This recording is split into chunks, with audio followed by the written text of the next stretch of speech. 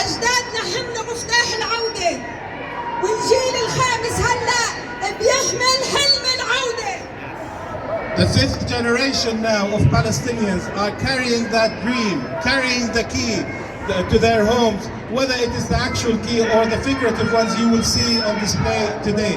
We have a right to return and we will return. 74 سنة والشعب الفلسطيني بناضل وبقاوم لاسترجاع أرضه وعودة لاجئينه. And we've been resisting for the last 74 years for the refugees to return and for us to reclaim our homeland. 74 سنة نحن أحياء وللقصة بقية. We will again return. The story hasn't ended. We will return, and that's when the story will continue. Thank you very much indeed. At the time, my grandmother was a 22-year-old woman, alone with her 2 sons.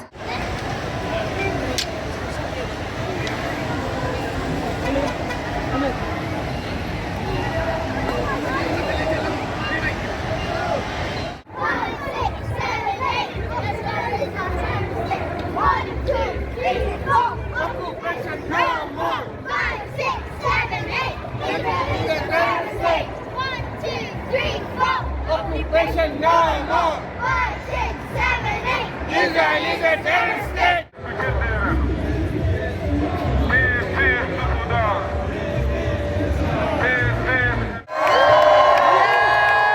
And we are here to send a message to the world that if a state murders a brave journalist reporting the violence it inflicts on our people, if it then raids her home and attacks those mourning her death in the streets, if it then beats those carrying her coffin to the church, it isn't a democratic state, it is an apartheid state.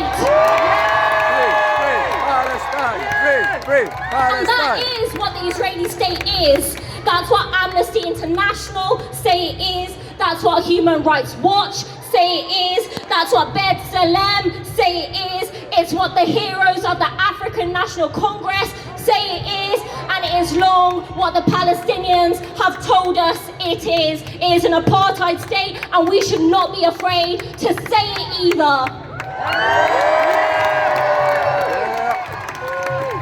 In recent weeks, we've seen land theft and ethnic cleansing in Musafa Yatta. We've seen the brutalization of worshippers in Al-Aqsa Mosque during Ramadan. And yesterday, we saw Israeli forces violently attacking those grieving the death of Shireen. This is all part of the Nakba, which began in 1948 but continues till this day. And after 74 years of catastrophic injustice, it's easy to lose hope. But friends, let's remember, there was a time when South African apartheid seemed immovable, that the day of its end didn't seem plausible, when it too had apologists for apartheid in Downing Street. It had military might and it had powerful allies, but those chains were broken and apartheid was ended. So let's remember the words of Ronnie Castriels as well, a great hero of the South African struggle. To help usher in an era of freedom, he said, solidarity is a duty. It's a duty upon all of us. So if South Africa can see apartheid end, so can Palestine, and it will be defeated in Palestine. Free Palestine. So say it with me and say it loud and clear. Free Palestine. Free Palestine. Thank you, solidarity. Crime against humanity, but it's also, in its brutality, it's only the tip of the iceberg of the brutality of the Israeli state. And we're here today to condemn that brutality, but also to condemn the complicity of the British government and the British state in that brutality.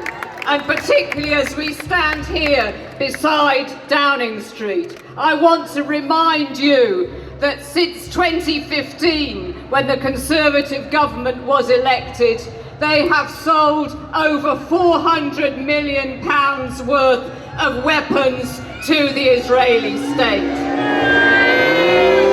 And that terrible figure is 500% greater than it was in the previous 5 years. So that is a terrible escalation in military support by this Boris Johnson government to the Israeli state. And we have to condemn that and to oppose it. And when they send their aircraft, their bombs, their armaments, their vehicles, their radar, their new technological methods for killing people and repressing the people of Palestine, we have to stand up and say no.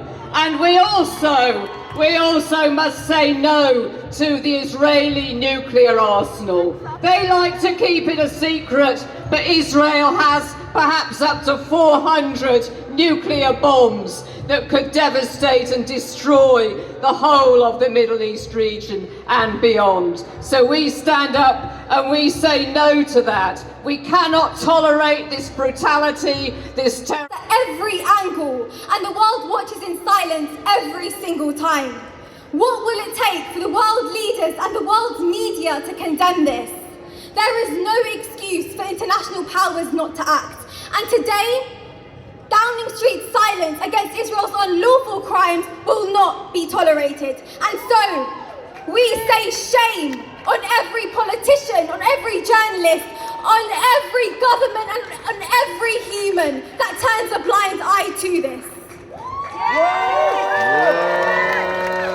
How long will Israel get away with inflicting so much pain, so much violence, and so much terror? And while the terror of the occupation may be strong, never forget that our spirit remains stronger. Believe me, there is power in our unity, power in our voices, and power in our numbers. The struggle continues, but we are stronger together. And so today, I want them to hear us in Jerusalem. I want them to hear us in Gaza. I want them to hear us in Jenin. I want them to hear us in Masafir Yatta as we demand justice for Shireen, justice for Palestine, and an end to Israeli apartheid. What do we want? Justice! When do we want it? Now! What do we want? Justice! When do we want it? Now! Sisters and brothers, my name is Liam Mohammed and I'm the granddaughter of 1948 Nakba survivors. 74 years ago today, my grandparents went to bed in their home in Haifa before waking up to refugee life the next day.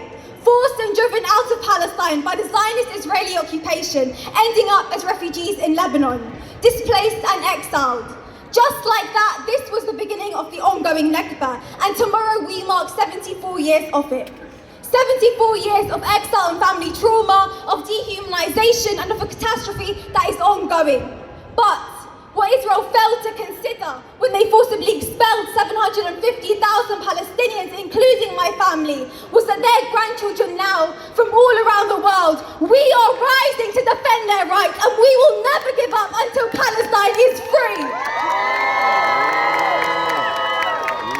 Generation after generation, Palestine will never be forgotten, and Israel will never erase our stories or silence us. We will take back the narrative. We will own our narrative. We will tell our stories. We will continue to resist. We will never be defeated, and we will always be heard. Our struggle will not be over until every inch of Palestine is liberated, and until every single Palestinian refugee returns home.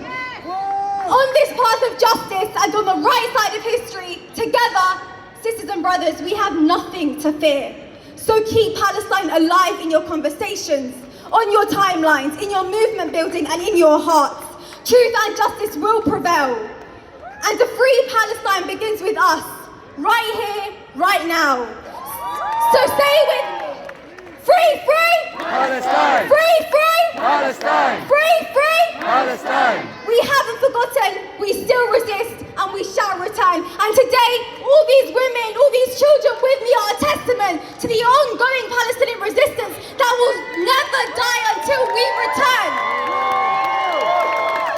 Once again, I'd like to draw your attention mention to Khartoum Youssef, who's over here with the green key over here, her daughter Ghada and her grandchildren. This is what Palestinian resilience looks like, and it will continue until Palestine is free. Free, free! Palestine! Free, free! Palestine! Free, free! Palestine! Thank you.